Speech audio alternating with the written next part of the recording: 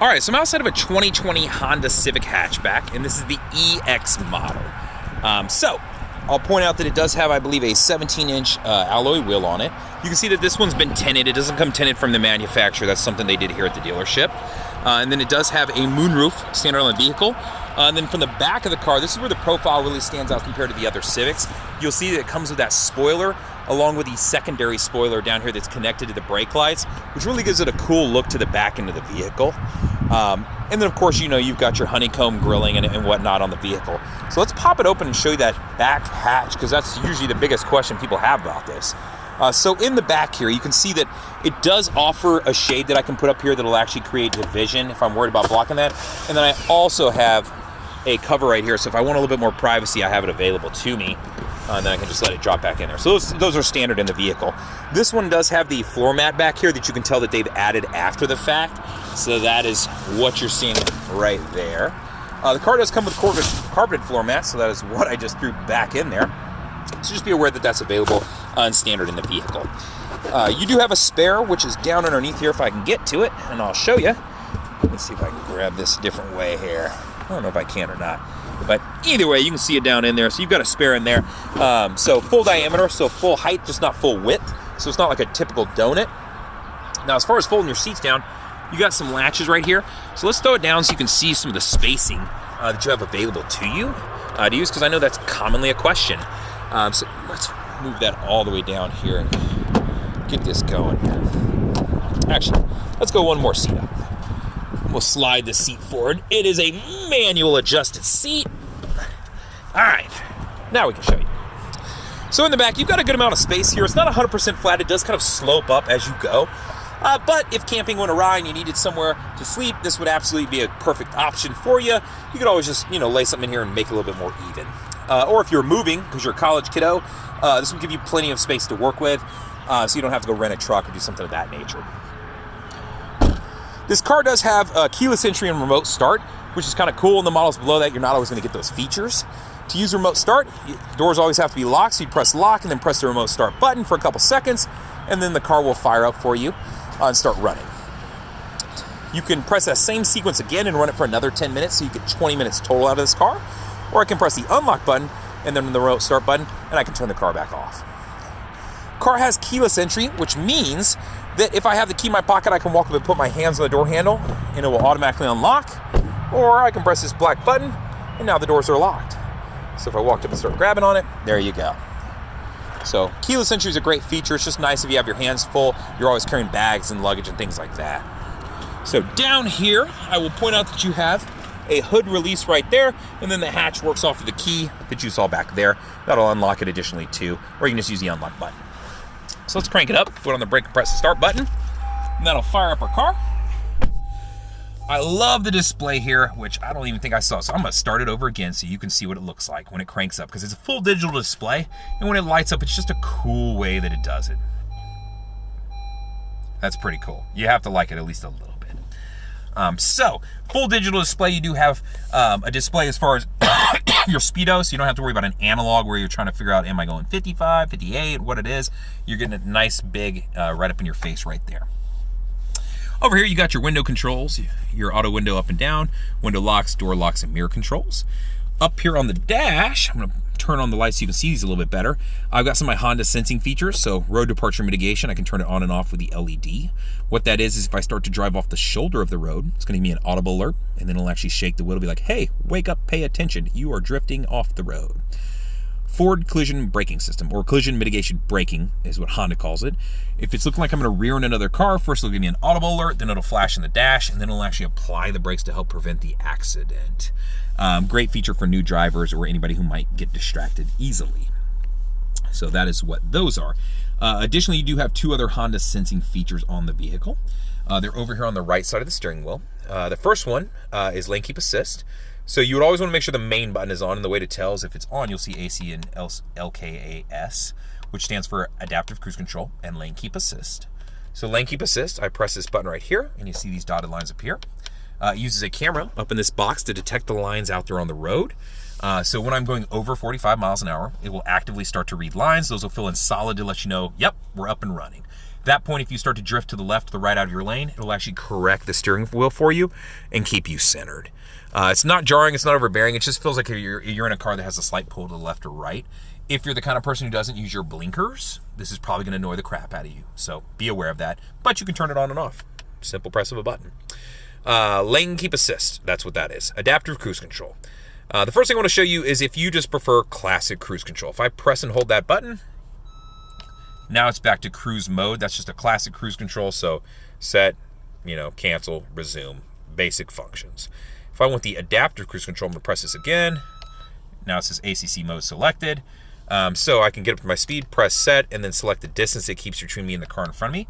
The more boxes, the more space it's going to keep between you and that car. Meaning, if I'm going 65, I get behind a guy who's going 55, it will slow my car down. And then when I get out from behind him, it'll take my car back to that speed I set. So it'll adjust and use the brakes and gas for me. So that's adaptive cruise control.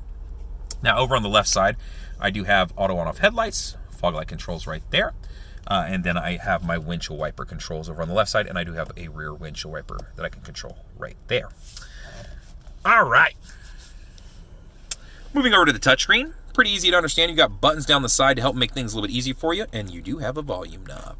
If I press the home button, it's going to pull up my main screen right here to access my audio, exactly what it sounds like, and then I would have, my audio options available to me. So FM, AM, 90 days of Sirius XM satellite radio, which comes in this vehicle, the EX and above. USBs that I can access. The USB is actually really cool. It's placed down here, which seems inconvenient, but you can run a USB up through that little hole right there, which you can kind of see. It's even got a slot that holds your wire so it doesn't fall through. And that way I can plug my phone up here and not have wires dangling and running around all things. It'll be nice and tucked away and hidden down below. So it's just a really cool way they did this. I really like it. And plus, most of the time, most people are going to set their phone down there anyways, unless you have it mounted up for like GPS. But you don't need to do that in this car because the car has Apple Carplay and Android Auto, which you'll be able to access right there if you plug your phone in the USB and pull up your navigation on the touchscreen and do everything from right here. Apple Carplay and Android Auto, if you're not familiar, gives you access to your music, your navigation, your messages, a lot of different apps, iHeartMedia, WhatsApp. The list continues to grow, so you're just going to have to kind of look into it. But when you plug your phone in, it's going to pull up all the available apps to you. Navigation is probably one of the biggest ones, and then I played with Spotify a lot or Pandora, depending on if you're which user you are. Everybody kind of falls into a bucket at that point. So just be aware of that, and you can do everything from the touchscreen. And it's 100% free. It's just using your phone's data, so just be aware of that. But I think most people probably have unlimited data at this point, so not really a big deal. So that is the smartphone connection and Apple CarPlay and Android Auto. Info button right here, it just pulls up your tripometer information. So, if I want trip info, I can get to it right there. I can get to that same info over here. You can see it's pulled up right now, and I can toggle through some different menus here, whether I'm looking at, what's going on related to the turbo and how I'm driving, whether it be maintenance reminder stuff, if I want to jump over to my audio, my Bluetooth connection, if I want to switch to kilometers an hour versus miles per hour. So all I'm doing is using the I button, and then I can press left and right to move around, or I can just press the I button and it moves to the next one. So that's just your menu button up here. And then you obviously have this that you can toggle on. When I have the audio going, which let's get the audio going here. All right, so it is on. I just want to make sure. I would have the ability to press, well, let me jump out of this here. Yeah, I can jump over and flip between my favorites quickly using the steering wheel, and it shows me which ones they are too. So if you're a visual person, you don't have to keep going through and be like, I think I'm on the right one. You can just click through real quick and be like, yeah, I have it set to 11. Perfect. Now I'm set up to the comedy station on XM. And then my volume controls, right here. So easy to understand. Bluetooth controls, answer a call, hang up a call, and use voice command. Press the voice command button, it'll pull up the Honda prompts. Or I can use that when I'm using Siri, or I'm going to call it the Googs because it will set my phone off if I call it its real name. But that just gives you access to that via your phone. Okay, stop yelling at me. I really like using this with Apple CarPlay and Android Auto because I feel like, one, the voice recognition systems work better, and it just gives you more abilities as far as asking it to send a text, place a call, pull up navigation, just do a lot of the different things you can access through Siri and the Googs is what I'm going to call it. So yeah, that's the left side of the steering wheel. The display, I really like the display. I think it's very clean. It's like a matte finish too, so it doesn't catch much glare. And then you've got your gas gauge over here. You can see this one's actually running pretty low. And then you've got some temperatures over here additionally too. All right, so back over to the touchscreen. Sorry, I kind of jumped off topic for a minute. Honda Link. The first time you ever connect up a phone, which let's show you how to do that. If I press the phone button, it's going to prompt me, would you like to add a phone? Yes, blah, blah, blah. Go through and connect up my first phone. Well, let's say you're adding your second phone, your spouse, your significant other, your friend, your brother, your dog's phone. I don't know. You fill in the blank. How would I do that? I would go to settings right here, and then I want to access my Bluetooth connection. So I want to go to Bluetooth. And then below that, I'm going to go to the Bluetooth device list because I want to add something to that list, and then add Bluetooth device. So I can connect up to 6 different devices to the car. So plenty of different things that I can do as far as that goes. So that's how you do that. Now, other things that you can access under settings, I like to point out a couple things. Vehicle over here. So this is where I can get to some of my door lock settings and different features like that. So under door and window, I always like to point these out. The car is set up right now to where it'll automatically lock when you hit 10 miles an hour. If you don't like that or you want to adjust it, know that you just go here to do it. I can set it to when I shift to park, it'll do it, or I can turn it completely off. Same thing when I'm getting out of the car. When I open my driver's side door, it then unlocks the remaining doors of the car. If you got kiddos and maybe you want them to stay locked, or you just want to, adjust this however you want, you've got some options here. And then lastly, at the very bottom of the screen, the Walkaway auto lock feature. I love this feature. I usually turn it on because its default is to be off. So if this feature is on, what that means is when I get out of the car, if I have the keys with me, key function, I have to have the keys with me. When I get 10 feet from the car, it'll automatically lock the doors of the car. So if you're the person who gets halfway into the grocery store and realizes, I don't know if I locked it, my laptop's sitting in the front seat, maybe you should make sure the Walkaway auto lock feature is on. To do that, all I did was go, so let's take you back just so you know how to get to this. Settings, then vehicle, and then you want door and window. Door and window gives you access to the door locks, the unlocking mode, and then at the very bottom of the screen, the Walkaway auto lock feature. So just some cool features that you can play with in here. There's plenty of stuff that you can look through, but those are like the 3 big ones that I feel like most people want to mess with. And then, the rest of the stuff, if you want to adjust the clock, if you want to turn the guidelines on and off on the camera, you can get in here and mess with some stuff by accessing equalizers and different things like that. There's a lot of customization you can do in this car. I really like that the Civic has a little bit different platform than like the Accord and the other cars. So know that there's a lot of stuff here you can play with. I've got a couple other videos on how to change the backgrounds and the layouts and different things on this car. So if you want more info on that, check it out. I can always put a link in somewhere if you need more info on it, or just ask me. Comment on the YouTube video. I'll send you over the link and get you taken care of. Because I want to say it's under System. And then at the very, I think, bottom of the screen, it's been a while since I did it. Let's go down there and see if we can, detail information. And then this jumps over to what very much looks like an Android-based head unit. And then you can start playing with the display and different things in here. So there's a lot of cool stuff you can do in this car. As far as wallpapers, font size, Daydream. Yeah, I want to access some different stuff. So just to show you, since I'm here and I'm already doing it, let's go to a live wallpaper. And we'll set up the black hole because it's kind of cool looking. So yeah, set that wallpaper. So now when I jump back to my home screen, bam. So there's some cool stuff you can do with this touchscreen, and not all my cars offer it. So be aware that I can set my own background to this, and you can also change the layout that it uses. So a skin essentially is what it's called. So if you have questions about that, let me know. I'll help you out. Okay, AC controls right here. I can pull it up on the touchscreen, obviously, if I press the climate button and want to, mess with all this stuff, or I can adjust it off the buttons and knobs right here. Car does come with heated seats, so be aware of that as you head into these cold months. I'm in Austin, Texas, so we don't have much one, but if you live in the Northeast, you're probably going to thank me for those. Brake hold button, you just got to have your seatbelt on to use it. You slide into gear. Once you're in gear, let's put it in drive, you press the brake hold button and it will hold the brake for you.